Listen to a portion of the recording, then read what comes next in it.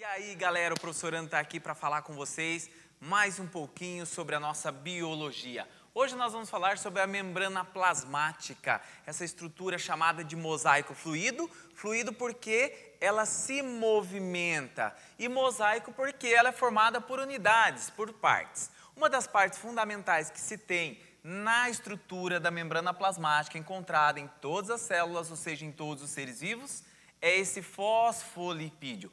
O fosfolipídio ele é dotado de duas estruturas importantes.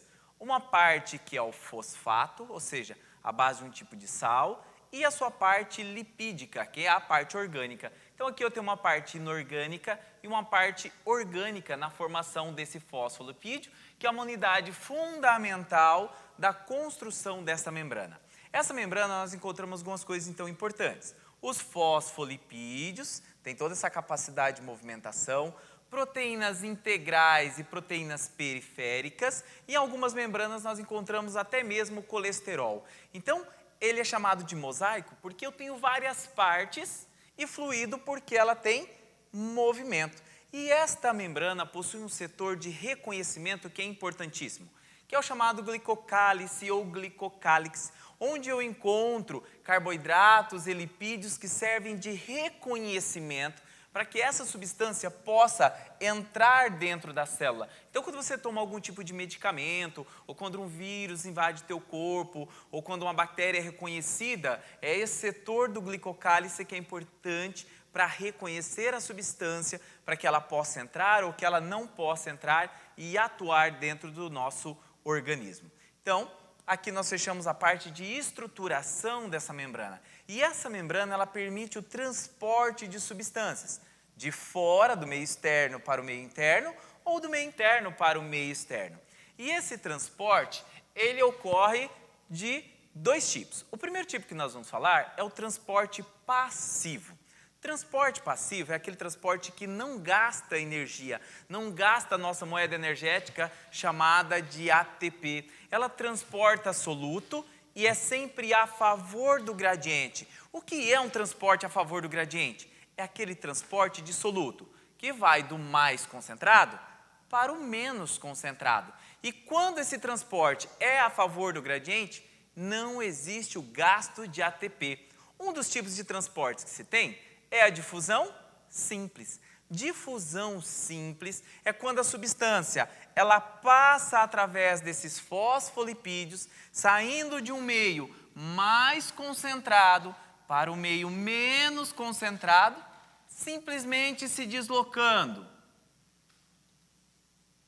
de onde tem mais para onde tem menor quantidade daquele soluto. Um dos exemplos é o transporte de gases. Então, quando você respira, o oxigênio chega até as suas células transportadas pelas hemácias e ao ser distribuída esse oxigênio, se eu tiver uma maior concentração fora da célula, ele simplesmente vai passar entre os fosfolipídios e entrar dentro da tua célula. O gás carbono faz o papel contrário. Então, ele está em alta concentração dentro da célula e ele sai para fora da célula. Esse é o tipo de difusão simples, não gasta ATP e a substância simplesmente passa de onde está mais concentrada para o menos concentrado, utilizando-se aqui a estrutura dos fosfolipídios principalmente. Já um outro tipo de transporte que nós temos é a difusão facilitada. Na difusão facilitada também é um transporte passivo, também é a favor do gradiente, mas aqui ela utiliza uma proteína de transporte chamada de permeases. Essas moléculas, quando são muito grandes, como glicose, aminoácidos, vitaminas, elas não conseguem passar entre os fosfolipídios.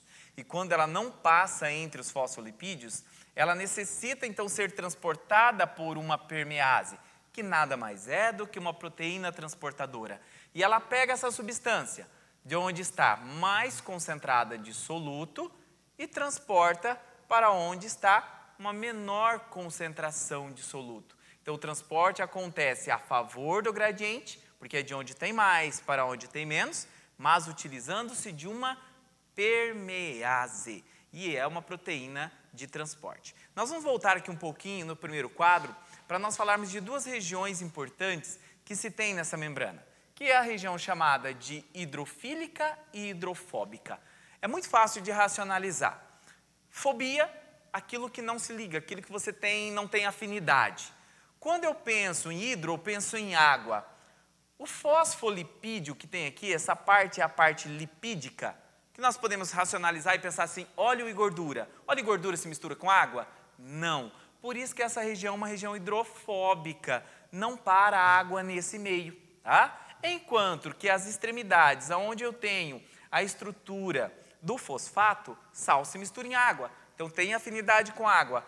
Aqui, nas extremidades, eu encontro a região hidrofílica. Então, na membrana, duas regiões importantes. Regiões hidrofílicas e, no meio, a região hidrofóbica. Beleza, galerinha? Aguardo vocês logo, logo. Venho com mais conteúdos para vocês.